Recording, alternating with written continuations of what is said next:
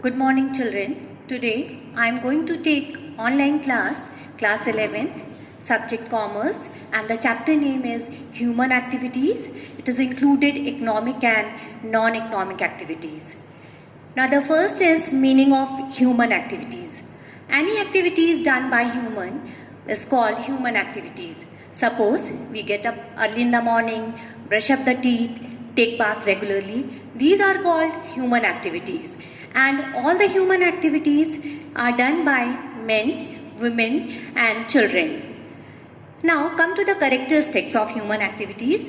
Human activities are those activities which are done by human being. Second is human activities continue throughout the life. Why? Because their wants are unlimited, unending. And the third is human activities have a very wide range because it includes economic and non-economic activities.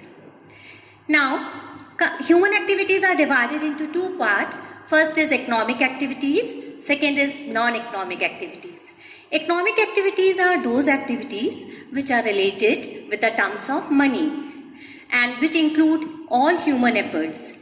Now, suppose the main objective of these activities is to earn money.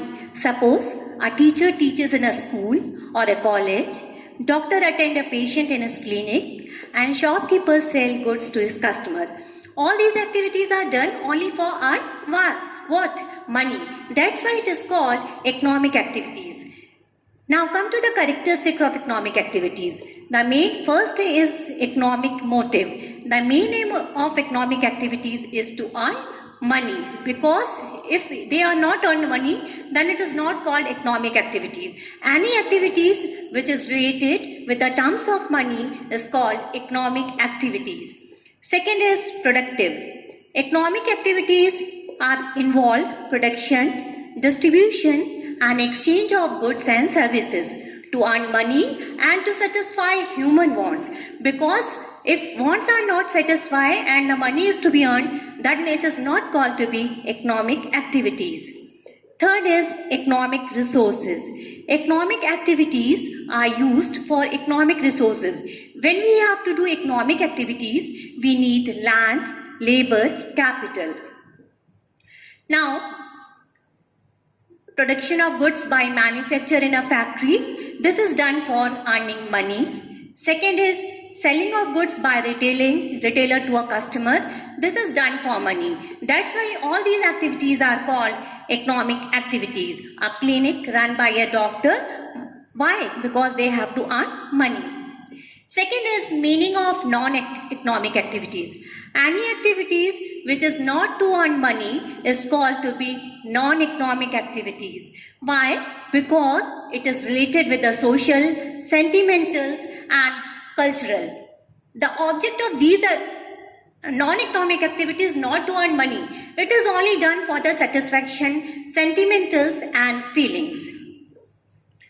Now come to the economic activities are divided into three parts, that is business, profession and employment.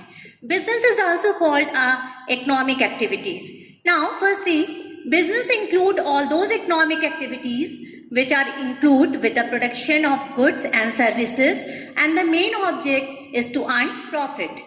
Now business is economic activities, and any business is done for particular to earn money, and the people who are engaged in business or who are engaged in business is called businessman. They are doing all the activities for earning money. Now suppose when a raw material are converted into finished goods, it creates utility. Now which type of utility? Suppose raw material is converted into finished goods. It creates form utility, and when goods are sending from one place to another place, then it is called place utility, and when goods are preserved for future use, then it is called storage facilities. Now, firm provide direct services like tailor, dry cleaners, beauty parlors are also called business enterprises. Now, come to the next one is profession. Profession means an occupation which involves special skill and knowledge. The people who are engaged in profession are called professional, and profession are doing for earning fees. Like a businessman, they have to do the business to earn profit. Similarly, professional services are done to earn fees. Professionals receive fees for their services. For example, chartered accountant, medicine, law, tax consultancy, etc. Now come to the first features. First feature is special body of knowledge. Like every profession has a special body of knowledge, members of profession are required to learn this knowledge. Second is restricted entry. Entry to a profession is allowed only those who have to completed the prescribed qualification. If it is not fulfilled that qualification, they will not enter in professional. Third is formal education and training. A profession provides facilities for education and training to the employees. One must require prescribed degree like MBBS, CA, LLB by undergoing the prescribed training. Next point is service motive. Professionals are expected to give the services to the people. Next is code of conduct. The professionals are to give in formal code of conduct and is to be prescribed under special institutions and technology. Now come to the second one is the employment. The people who work for others are come under employment. Suppose we are doing job here, that we are called the employee, and the school institution are called the employer, and the remuneration we are getting, that remuneration is called wages or salary. The employee performed the work assigned to him as the employer has given all terms and conditions. According to the terms and conditions, we have to do all the jobs under employment. Now, when a professionally qualified person works as an employee, he is called to be employment. Now, come to the features in employment. Who work for others are called employers. An employee provides personal services. There is a service agreement between the employer and the employment, and they are getting the salary or wages. No capital investment is needed for the employment. Now come to the differentiate between the business, profession and employment. Now first is mode of establishment.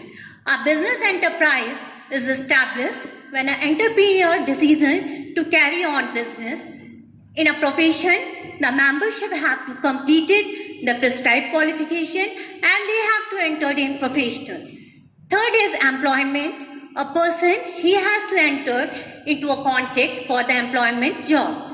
Second is qualification. No formal education is needed for the business, but for the professional, they have to completed the prescribed qualification, and for the employment, they have to do the work according to the prescribed qualification. Third is the main objective. In business, the basic objective is to earn money. In profession, they have to earn fees, and in employment, they are getting the salary. Investment. Every business requires huge amount of capital investment. In professional, they are also invest the money to establish his office, and for the employment, there is no need for the investment is needed. Risk. There is too much risk in business, because in business we are earning too much profit. Similarly, we bear the loss in the business. In professional is also a huge loss, but in employment there is no risk, because in employment we are getting the salary. Reward. Profit is the reward for the businessman. Professional, fees is the reward, and in employment they are getting the salary. Transfer of interest. It is possible to transfer the business. Professional, there is no transfer, and in employment there is no transfer. Public advertisement. The success of business depend upon the public advertisement in business. In professional, the advertisement is needed, but in the employment, there is no need for the advertisement. Now, in spite of above difference, there is a close interrelation between the business, profession and employment. Means business is depend upon profession. Profession is also depend upon the employment.